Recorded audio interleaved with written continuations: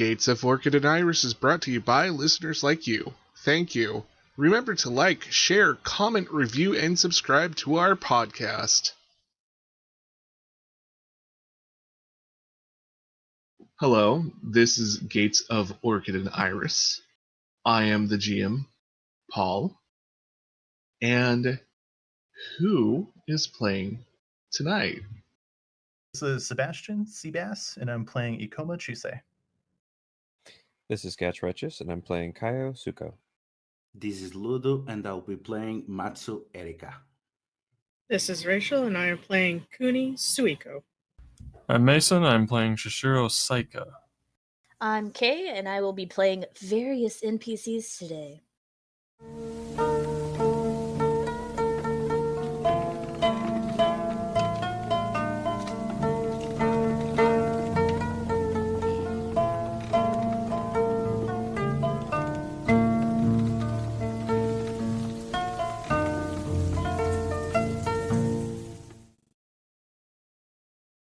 Yeah, a fight or flight response is triggered within Chusei. He doesn't have his sword on him because he was just here to meet somebody on business. Mm-hmm.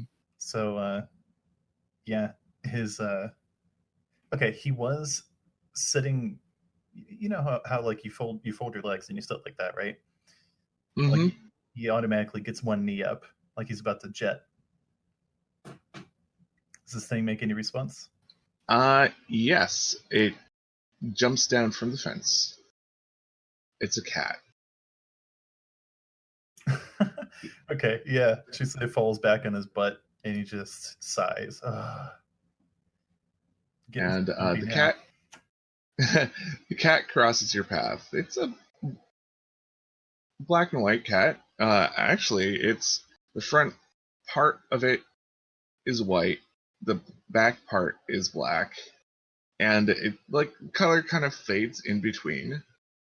And you swear it has star patterns on it, but it could just be the trick of the light. And it looks at you directly in the eyes and then looks back at the scene and then walks off. But wait, what's your name? No, I'm just kidding. I see. Well, does it seem like it's going... Is it going to the crime scene, or is it going away from it? It's going to the crime scene. Have they already cleared out? They're starting to clear out. Okay. So they're starting to wrap up. As long as I can get there without actually bumping into them, I'm going to start walking that way as well. I've heard what they've determined. You know, there's no forced entry. Okay. These were, weapons weren't drawn, things like that. Great. But, Ikoma, he relies on his own eyes, not just on the words of others or the expertise of others.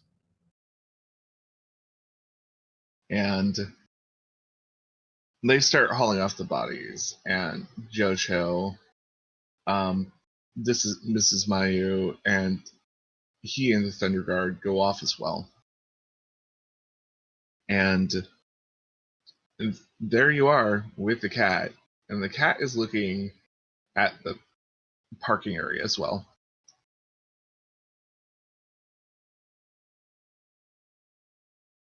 Obviously, this is a wise cat. Obviously, Chudasai doesn't think the cat has anything to do with what happened here. But obviously, they're both curious about this scene, at least that much. So, what Chudasai is going to want to do? Yes, he understands that there's no forced entry. There's probably no broken handle to the palanquin. But is there any... I guess belongings, any scratch marks maybe along the inside? This sounds like another check. Yes. Let's see. You are surveying things, so that's going to be a water. I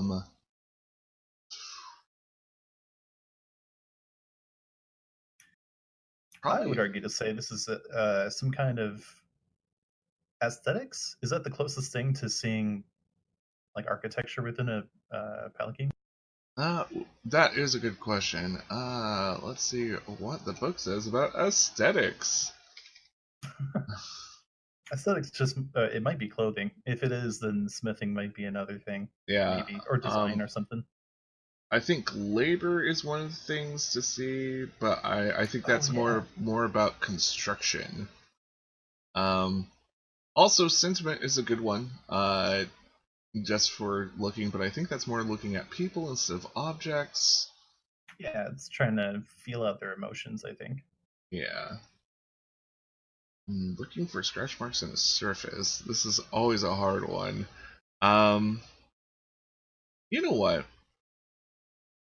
Let's make this a survival roll, because that sounds like it's a good thing, because then you can also identify the scratch marks as well, if there are any. Okay. Yeah, so... And maybe... the T is going to be 2, but the more successes will give you more information. Okay, I gotcha.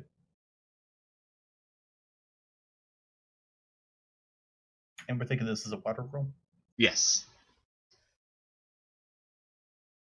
Well, that's looking pretty good, but you said TN is 2? Yep, TN was 2. I'm going to take it without any strife. Okay, awesome. So you do indeed see scratch marks inside the pelican. Is it Quinn or Kin? Pelican? Pelican? Okay. And yeah, it might be one of those words I've been mispronouncing for years on end. So, anyways, you look inside. You survey it. You do see scratch marks, and from what you can tell, it seems like the scratch marks were made from inside. It was more than likely the Emerald Magistrate trying to escape. Very interesting. Interesting, because that could mean a couple of things. Either A, because it didn't, this monster or whatever it is didn't allow any of the Yoriki to spot it. They didn't have a chance to draw their blades after all. But if the magistrate was able to see it, is it because he heard the Yoriki dying? Well, no, because any of the other Yoriki would have heard each other dying. So instead, did this monster want the magistrate to see it before killing him, or what? You know, very interesting. And from behind you, you just hear a meow.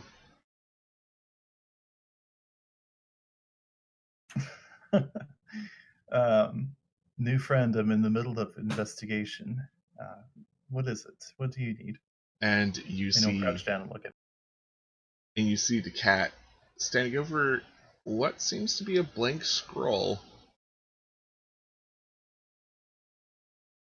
Wow, I already love my new friend. Thank you so much, little cat.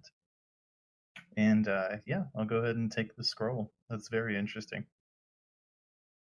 And it seems like a generic scroll. It has no writing on it. It seems like there's no purpose to it whatsoever. So it doesn't seem torn either? No. Interesting.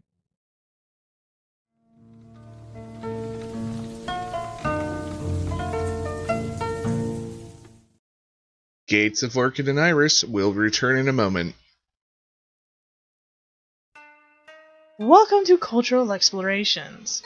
During this gameplay break, we will be exploring the world of geisha. In Japanese, ge means art, and sha means person who does. Thus, geisha literally means person who does art, or in English, artisan. Geisha is a term originally for men. These men entertained with dances and stories, and were also advisors to daimyo until the peaceful times of the 1600s, when they became full-time entertainers. Females originally started within the ranks of the oiron, or courtesan. However, they soon made themselves distinct from oiron in the 1700s. During this time, prostitution was legal, but required licenses for the establishments. Geisha houses, called oikia, were forbidden from receiving this license. After all, the oiron didn't want them taking away their clients. Women were called onna geisha, or women geisha.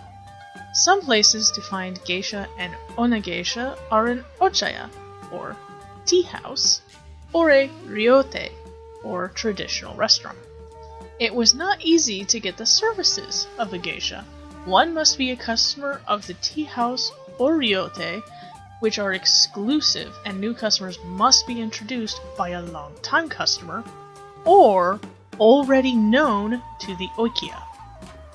Geisha are trained in the arts such as dance, instrument playing, and games. They know the proper ways to serve drink and food and hold polite conversation. Male geisha were also known as storytellers and performed different skits. Depending on the size of the gathering and how much money one wishes to spend, you can have multiple geisha and a few maiko, or geisha in training. A small group will typically have 2 geisha and 1 maiko. Today, geisha are often confused with oiron. This is because to foreigners, it can be difficult to spot the difference at first. The easiest way to spot them is how the obi, or sash, is tied. If it is tied in the front, they are oiron, as the lady needs to be able to close up her garments by herself. Geisha wear their obi tied in the back in the taiko style. Geisha kimono also looks different. Oiron kimono are bright and fanciful with a lot of pattern, while geisha kimono are more subdued with rich, elegant colors. The maiko wear more colorful kimono done in an obviously younger style, but the patterns are still a bit more subdued than what you would find on an oiron kimono. Both have stylized hair. However, oiron will have lots of ornaments in their hair, whereas a maiko will have select hair pieces, often flowers, and geisha will have even less ornaments, and they are more on the subdued side. During World War II, servicemen who spent the night with an oiron mistakenly thought they were geisha, and when they came home, would often say they spent the night with a geisha. Thus the confusion in the West was born. Some of the more famous geisha that we hear about is often in connection with some of the men that they were mistresses of. This has given the impression that most geisha actually had relations with their patrons. However, this actually was not typical for geisha and was more on the uncommon side. Geisha could marry if they wish, and only a rare few had relations with their patrons, and this was not spoken of. Geisha are graceful and elegant entertainers, not courtesans. Thank you for listening. Want to know more about geisha or tea houses? Visit our Patreon for longer explorations and other rewards. And now, back to our story.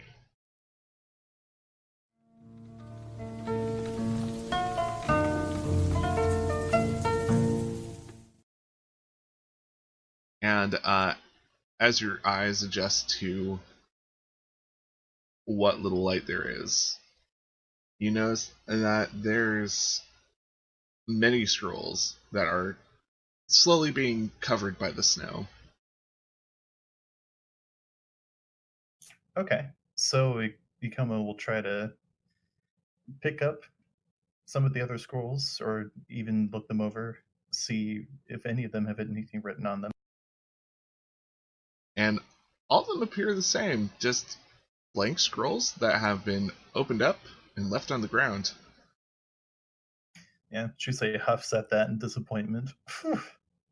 He'll think about it for a second and hold up one of the scrolls to the light, like back and forth. Maybe it's just dark out. I don't know. Yeah, just nothing on them. Interesting. Well, free paper is free paper, so Chusai will roll them up and keep them on hand just in case. And the cat seems to be watching you and just it cocks its head to the side and kind of licks its paws and cleans itself. And then you see just it going by the fence and sniffing it. So this would be the fence that's separating the establishment from the rest of the outside world, basically. Different lots, actually. So like there'd be like a rectangle shape, and then like right over it there would be another parking lot. So this is the same fence that those things jumped over? Yes. And it seems like your cat friend is now jumping over the fence. A bead of sweat rolls down Chusei's face. He doesn't want to go over it, but he must. So he does. By the way, how's your strife doing, or stress? Yeah, right now I am at 3, unless I started off with any strife, just seeing the events and then running away. I would say you'd at least started with 3, just because the whole stress and witnessing and all that. Okay, then Yeah. I'm 6 out of 8. Nice. Gotta keep track of that stuff. Oh yeah.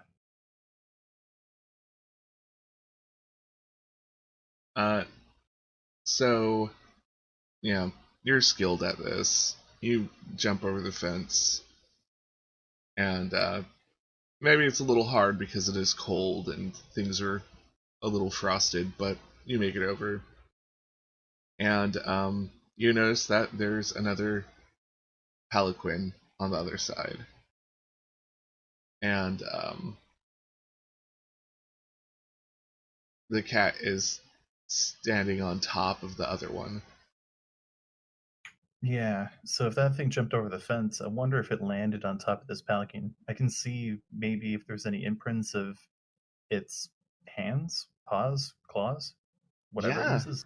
That would be a good one. This sounds like an analyzing roll this time. And probably with survival, because it sounds like you are using some tracking skills. Yeah, and if anything, trying to theorize what kind of animal this could represent, if it even is. And Tians, let's make it 2 again.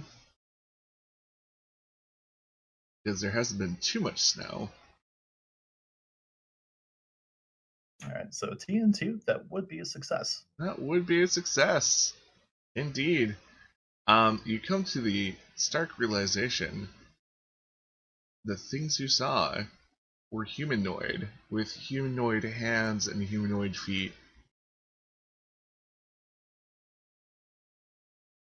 Okay, so this definitely unsettles Chusei more than thinking it was some crazy monster from Jigoku or something. Now seeing it's a human who's capable of such wrath, of such destruction, that's not good. So, if anything, I mean, this individual can look like you or me, you know? How is it going to be easy to find that compared to some monster? Yep. Yeah, Chusei scratches his head at that. And the cat looks at you. And there's kind of maybe you're imprinting on it, or maybe it is actually showing expression, but it seems to share the same concern as you. Little cat, you've been such a great help. Tell you what, I think I know a friendly Matsu lady who'd be more than happy to take in a cat. Perhaps you'd remind her of herself. What do you think about that, little friend? Nah, see you later. And the cat goes off. For real? It spoke? For real. Whoa. Once again, Chisai is on his ass. He's just taking it back. His whole back is against the fence, like, what? What just happened? Chisai is going to bust up in laughter, not really knowing how else to react to such a situation. But at least that was a funny spiritual occurrence. And he'll sigh. I think he's got a lot of information to work with at this point.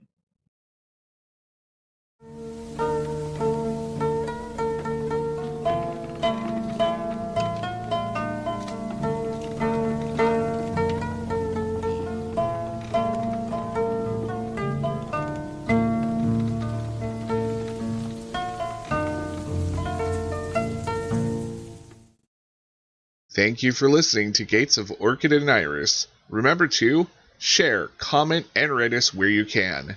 If you're listening on YouTube, subscribe, like, and hit that bell notification button.